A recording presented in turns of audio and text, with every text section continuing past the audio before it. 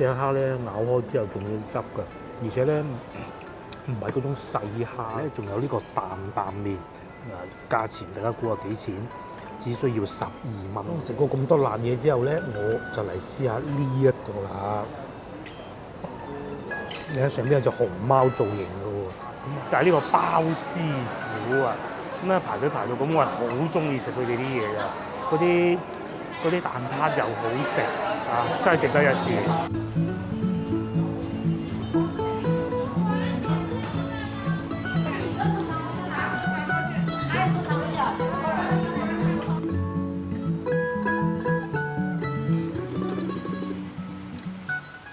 Hello， 各位觀眾大家好。咁咧，我而家所在位置就係珠江新城。咁啊，哇！今日落咗1日嘅雨啦。咁啊，趁住今日落雨咧，我哋嘅影片就梗係行下商場啦。咁咧喺珠江新城咧就有幾個地方係比較適合遊客嚟嘅。第一個就當然係廣州塔啦，另外一個就係花城廣場。咁啊，究竟嚟呢兩個地方之後，去邊度揾好嘢食咧？其實好簡單嘅啫，就係我哋今日要去嘅花城匯啦。首先咧，花城匯咧係一個地下商場嚟嘅，咁啊，所以點解我先頭講話係好適合落雨天嚟拍攝嘅咧？就係咁啦。如果係平時嘅咧，你真係俾我點揀我都唔會嚟呢度嘅嚇，因為咧呢度既唔會有我哋成日去嗰啲茶樓啊、阿姨推車仔嗰種啊，更加就唔會有市場買餸呢個環節嘅。咁啊，趁住落雨，我哋玩下新意思，就喺度行商場揾好嘢食啦。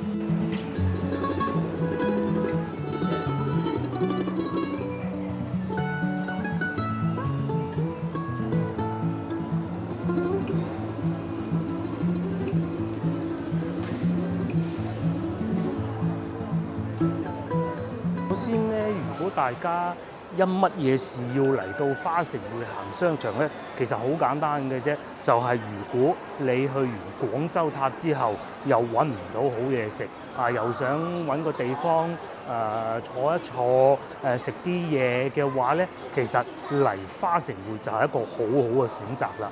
咁我哋而家所在位置叫春廣場啊，咁大家咧係唔需要好似我咁記春廣場、秋廣場、東廣場，唔好話你我都唔記得啊！我以前咧係經常嚟呢度嘅，我都唔記得邊度有啲咩新開嘅餐廳。前邊咧就係地鐵站口，咁呢度咧就係5號線同埋3號線嘅交換站。3號線咧就可以去到廣州塔噶啦。咁你可以喺廣州塔坐一個站，應該一個站啦，嚟到呢度，又或者坐 APM 線路。咁今日我哋集中就講坐地鐵線路嘅。當你喺地鐵站出嚟之後，咁記住 D 出口一定要記住，如果唔係你一定會搞亂嘅。喺呢度行過去就可以去到一堆餐廳嘅地方啦，既有高端嘅，也有比較平民化嘅、中嘅、西嘅，乜嘢都有。咁但係當然啦，價錢你話同龍津路嗰啲比，咁梗係不可能嘅。同埋咧，呢度係通往寫字樓嘅其中一個地方嚟㗎，所以如果去到差唔多收工嘅時間咧，喺呢度離開係需要花好長時間排隊。咁大家咧切記就一定要就翻好時間。我認為咧嚟呢度嘅最佳方案係點咧？首先咧，你預約上去廣州塔玩完之後咧，坐一個地鐵站。嚟到呢度又話你只中意坐 APM 都冇問題嘅，孖站嘅。嚟到呢度之後咧，就過嚟食午飯。如果要去食啲小食啊、茶餐廳啊、叉雞飯啊，行呢個位置。咁今日咧，我哋係特別啲，趁個老婆冇嚟咧，我自己去食啲辣菜。咁喺呢個方向行過去嘅。咁呢度咧叫國金廣場啦，國金大廈啦，咁咧裏邊嗰啲嘢貴正啊，我哋去食辣菜。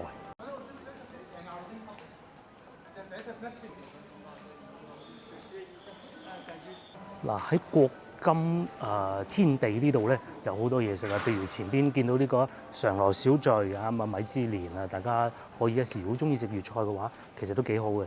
泰國菜又有，呢個係新進嘅。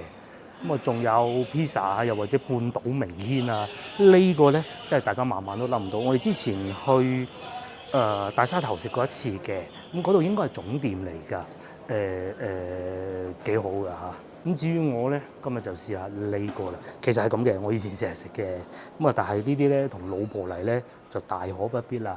我好中意食佢哋嗰啲乾辣蝦㗎。如果大家唔中意食啲辣菜，就喺呢個入口呢度繼續往前行，海印都會城，又或者我哋通常會叫做花城匯廣場，咁就會有見到好多嗰啲鹿鼎記啊、探魚啊嗰啲鋪頭咯。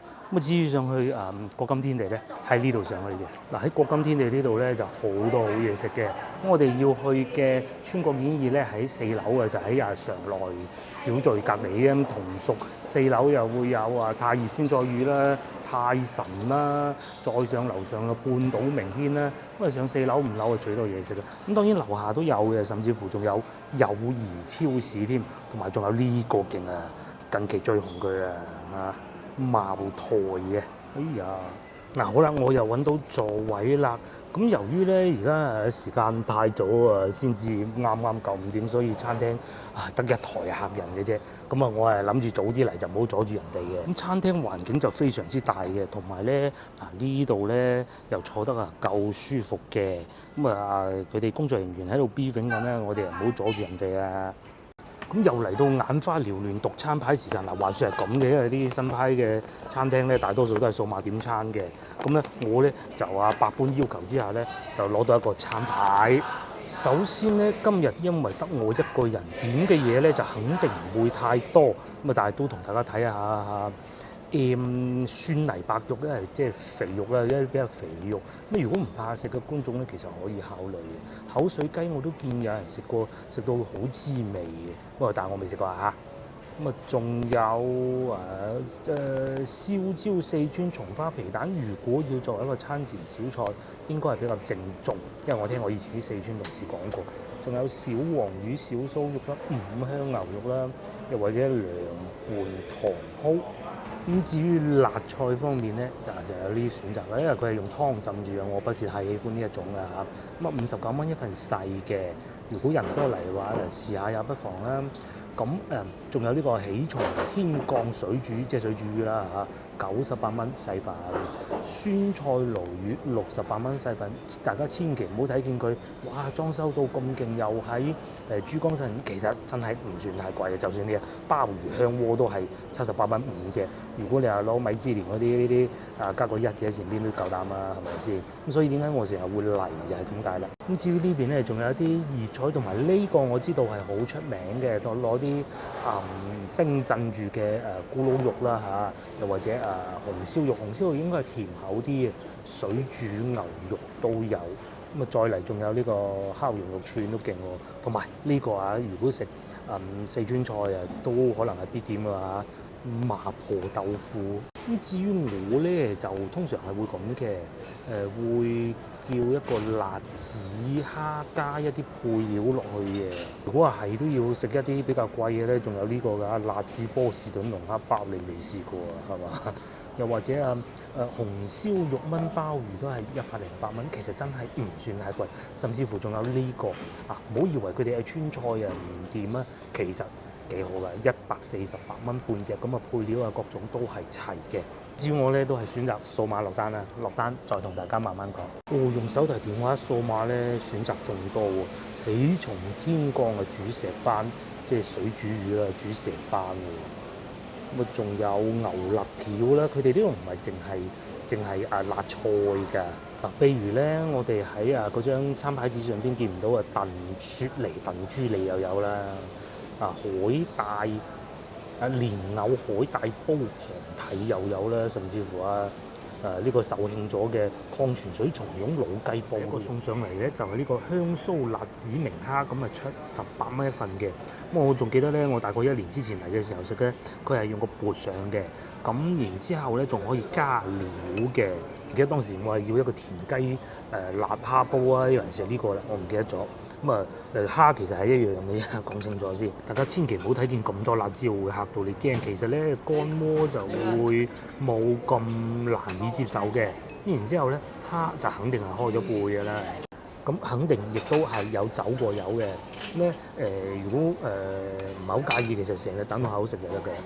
佢下邊嘅油咧並不是係太多嘅，咁同埋有少少花生粒啦。我記得以前咧仲可以加一啲配菜落去嘅，譬如話一啲豆乾啊咁嘅。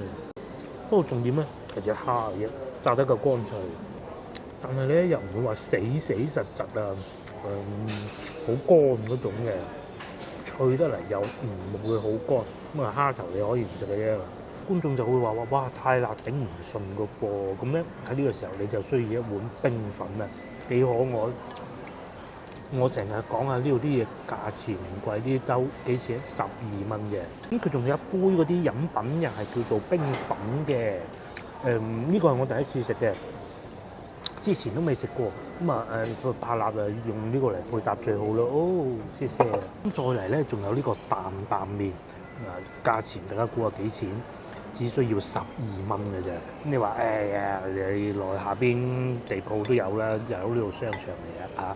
咁再嚟仲有呢個係6條裝嘅小黃魚，28蚊嘅。咁呢一餐飯所有加埋咧，我淨係需要支付135蚊，而且食唔晒啊！好過去食一啲不知名嘅未聽過嘅唔知佢用咩油嘅嗰啲餐廳啦，係咪先？等我撈勻個擔擔麵先啦。以往我嚟呢度咧，通常都係會叫白飯嘅，今次係試下搞下新意思，叫下擔擔麵啦。講翻呢個蝦，首先咧，如果大家唔介意食田雞嘅咧，我強烈建議大家要叫一個田雞蝦煲啊，貴啲啲咁都好似係98蚊，我唔係好記得。咁啊，多啲田雞食到裏邊仲可以加配料。隻蝦咧咬開之後仲要汁㗎，而且咧唔係嗰種細蝦嚟嘅。咁點解我話香鍋係好咧？呢個作為香鍋做法，佢真係唔會太辣嘅。如果用嗰啲梅窩啊，又或者其他嗰啲做法咧，食一半你就想走啊！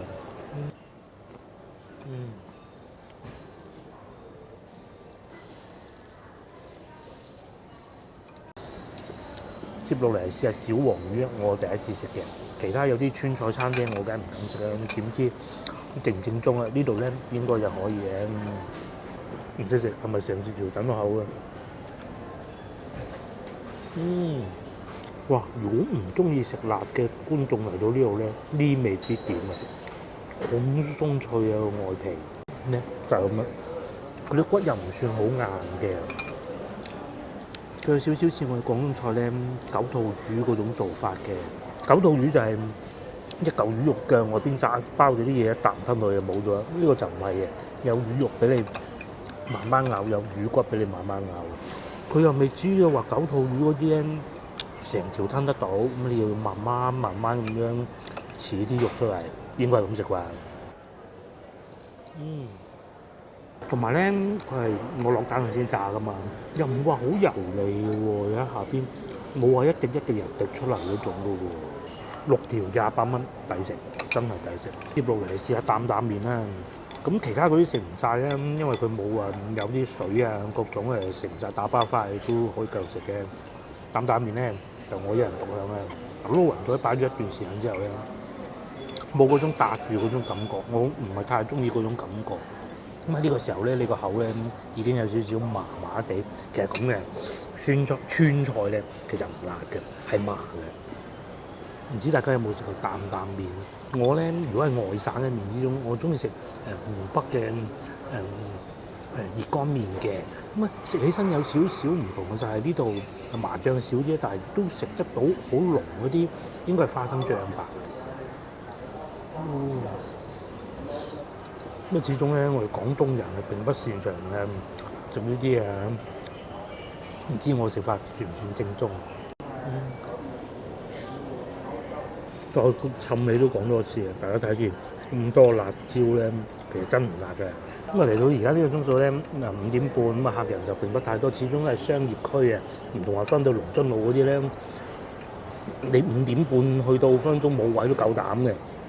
咁咧，如果去到星期六日咧，可能會再多人啲啦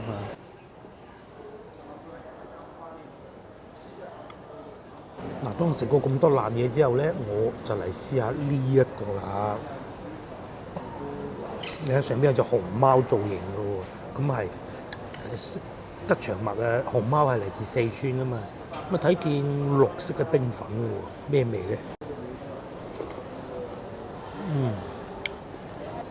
隻熊貓咧好似識得笑咁，定係喊咁樣，忍唔忍心食咗佢咧？講下味道啊，下邊有白色啊，有少少煉奶嘅味喎。然之後呢啲咧係嗰啲脆脆波波嚟嘅。至於冰粉咧係用咩做出嚟，我真係食唔出啦。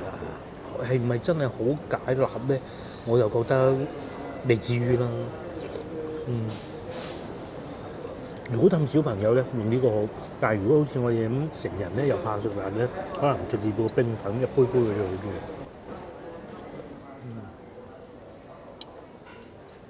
我食咗少少呢個冰粉之後咧，又有戰鬥力繼續食喎。我決定咧拆解一條魚睇下，鋸開佢係點嘅。哇！嗱撳落去咧都唔會話出好多油嘅噃，係咪？咁啊佢真係硬過我哋食嗰啲九肚魚嘅。嗱，如果九肚魚咁撳落去咧，已經爆晒汁出嚟咁啊！睇嚟真係難啲喎。呢度跌咗塊出嚟。超級脆，真係幾好呢個。呢個我係現時為止咧嚟到呢度最滿意。咁至於呢個咧，同我以前嚟食咧係有少少區別。咁可能我點錯咗冇要田雞嗰款啊。蝦係好嘅，辣度都我食飽飽啦。最終埋單130幾蚊啫喎，真係幾好喎。我都放開肚皮嚟食㗎啦。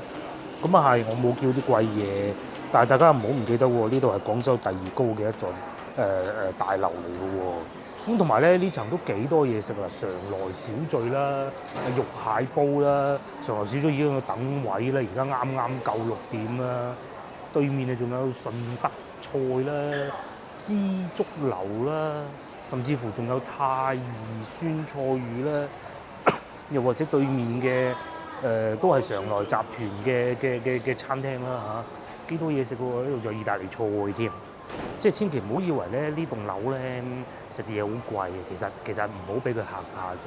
而且咧再上多一層咧，仲有幾間米芝蓮添啊！咁嗰啲梗係貴啲㗎啦嚇。咁我哋落樓行下花城廣場，喺度坐 lift。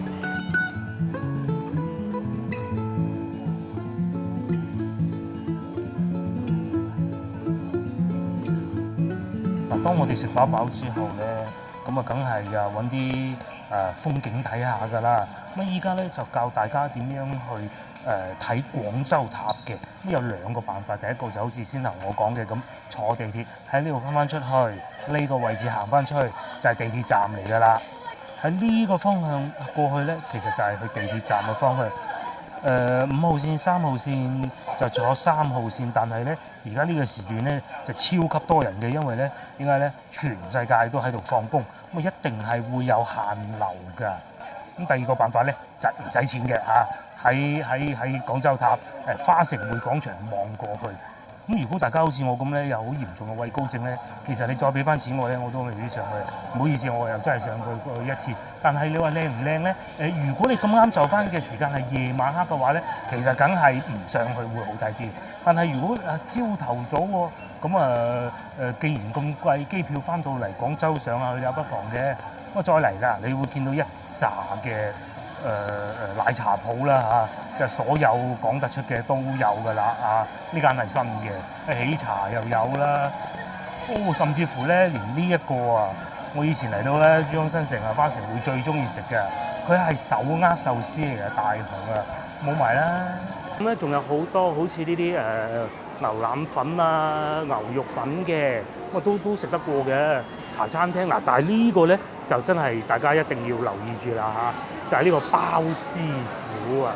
咁咧排隊排到咁，我係好中意食佢哋啲嘢㗎。嗰啲蛋撻又好食真係值得一試。然之後咧，大家都睇見面前一行都係餐廳嚟嘅，前邊仲有譚仔米線添。之前咧係做9毛9嗰個位置，仲有譚仔米線。如果大家翻到嚟廣州都係要想食譚仔味線咧，可以試下嘅。至於呢邊咧就非常之多咁餐廳啦，亦都經常會有唔同新嘅出現。譬如呢一個咁以前係食豉油雞飯㗎啦，而家變咗韓國餐啦，128蚊一份嘅燒雞啦，又或者係肥牛飯啦，又或者呢個係新開嘅噃，又係以前好似係食麻辣香鍋嘅，而家係韓式料理咯。可惜睇唔到幾錢。仲有呢一個湖南米粉咁酸嘅，或者係連賣蔗汁都零零舍舍，嗰間鋪喺度啊！哇，真係犀利啊！好日式風格，或者大家可能會好中意嘅生煎包啦。咁佢哋係會有好多套餐㗎，去前面嗰度睇嘅。咁其實咧，當你見到呢個生煎包嘅時候咧，你已經知道啊，免費睇廣州塔嘅地方咧就到㗎啦。就喺呢度行外邊行出去，我哋睇埋個生煎包先啊。9.9有2件，有嘢食，有嘢飲，下午茶時段，又或者係週二會員日鴨血粉。嚟中意食生煎包嘅咧，就好多選擇嘅，遇上芝士啊，原味生煎15蚊4粒。6粒19蚊。大家對呢啲都不感興趣嘅話咧，就嚟呢度睇廣州塔啦。今日咧係一個好日子啊！終於咧可以見到呢幾棟高樓大廈咧煙霧瀰漫嘅感覺，我都好耐未見過啊！咁同埋咧，亦都睇到連廣州塔都見唔到嘅。咁啊，當然第一個原因係佢未開燈。咁如果等到晏少少開燈嘅時候咧，你喺呢度望埋去，如果煙霧瀰漫嘅咧，非常之靚嘅。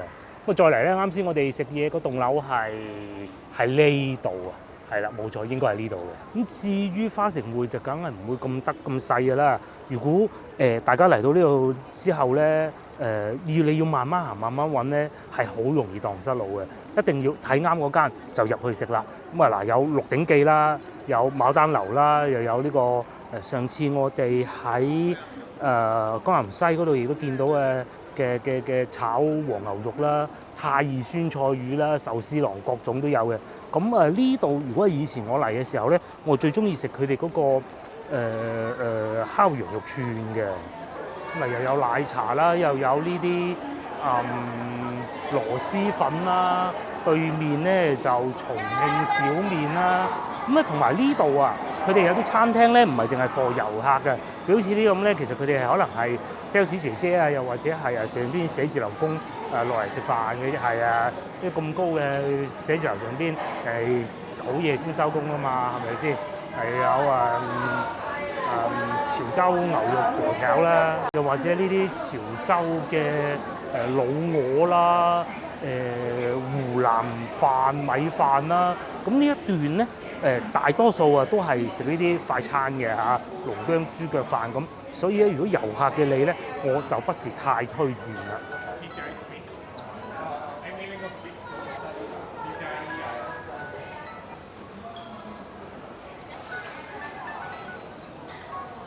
咁但係有個事情係咁嘅，其實咧喺呢條路咧係可以過得到 K11 嘅，你真係諗唔到 K11又係廣州最高嗰棟樓咯。啱先我哋喺第二高嗰棟樓可以去得到第一高嗰棟樓咁喺前邊過去。不過今日咧我哋就唔過去啦嚇。嗱呢邊咁有觀眾又會話啦，咦聽講話好似可以免費上廣州塔喎？係啊，我哋而家就帶大家去廣州塔睇下點樣免費上廣州。10零分鐘嘅車程咧，我哋終於嚟到廣州塔下邊啦。不過咧，都係上早，仲未開燈。咁啊，呢個唔係重要，我哋真係唔係嚟到廣州塔嘅。我係教大家點樣預訂免費門飛嘅。我哋過到對面先講啊，雨越落越大啦。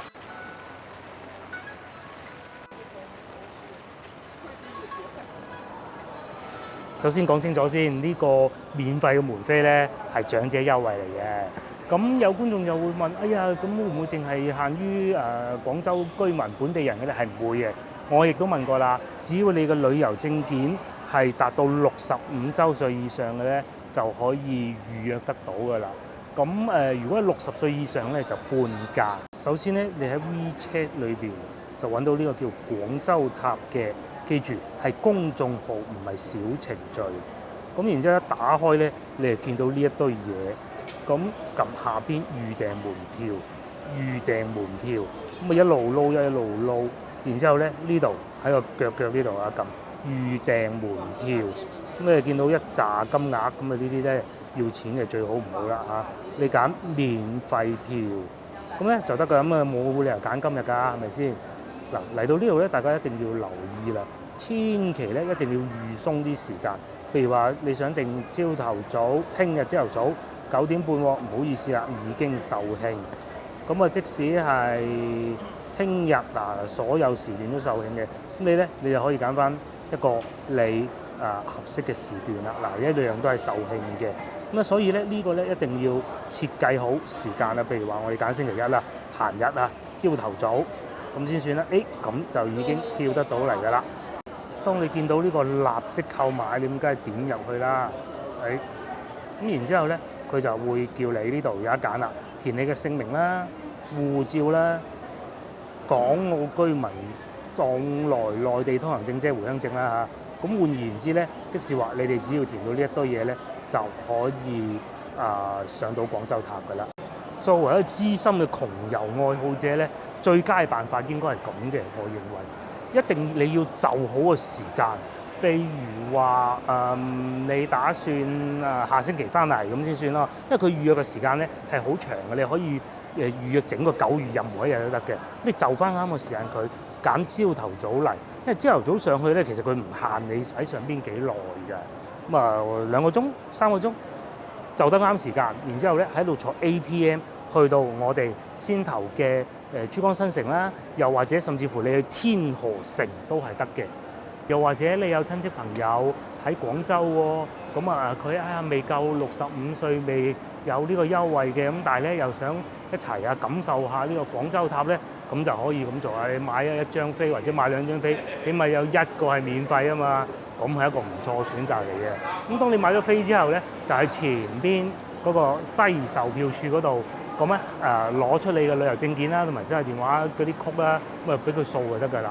咁其實我係上過去嘅，靚唔靚咧？就我覺得，如果係廣州人用使咁嘅錢150蚊，我覺得係唔值嘅嚇。但係如果係作為遊客嘅話咧，試試也不妨。至於其他嗰啲咧，就大可不必啦嚇。嗱，就係呢度啦。咁最後咧，我就教埋大家點樣去坐 APM 咧就喺呢邊嘅。大家睇下今日咧，即係落雨落到咁啊，應該可能會停止開放，因為打颱風啊。咁但係咧都有咁多遊客嚟喎。咁佢仲有一個免費平台嘅。咁大家如果覺得錢我都唔想使啊，咁去個免費平台睇下，都係一個唔錯選擇嚟嘅。我去過啦，都 OK 啊嚇。咁同埋，如果大家覺得去珠江新城唔好玩，要睇下啲本土啲嘅文化嘅話咧，喺前邊嗰個位置坐有軌電車一路去到萬勝圍，再轉巴士，咁去到黃埔古港嘅。咁我哋坐 APM 嘅地方咧就喺呢度啦。咁 APM 係咩咧？我哋落到去再同大家慢慢講啦。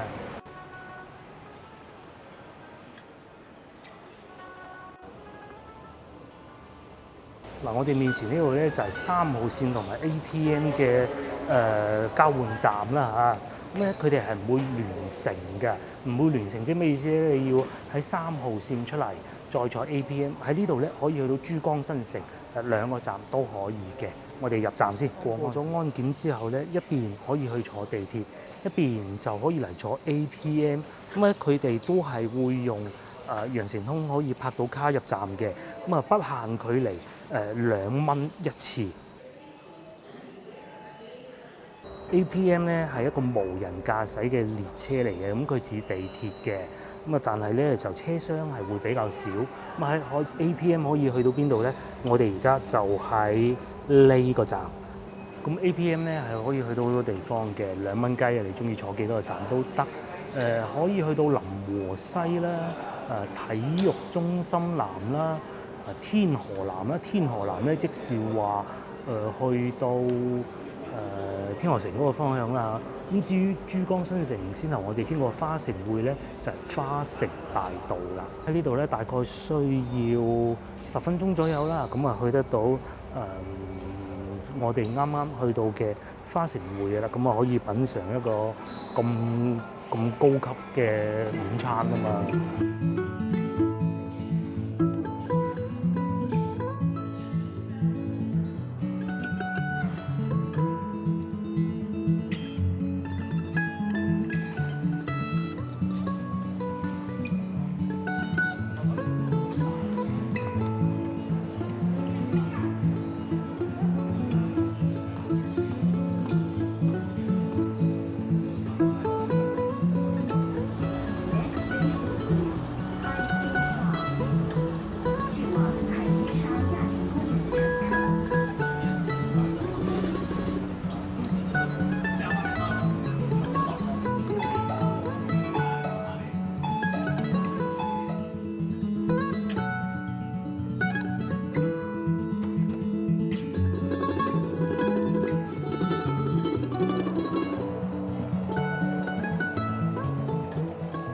經過幾分鐘嘅車程咧，終於咧又可以翻到嚟先頭，我哋喺度話可以離遠免費睇到廣州塔嘅位置啦。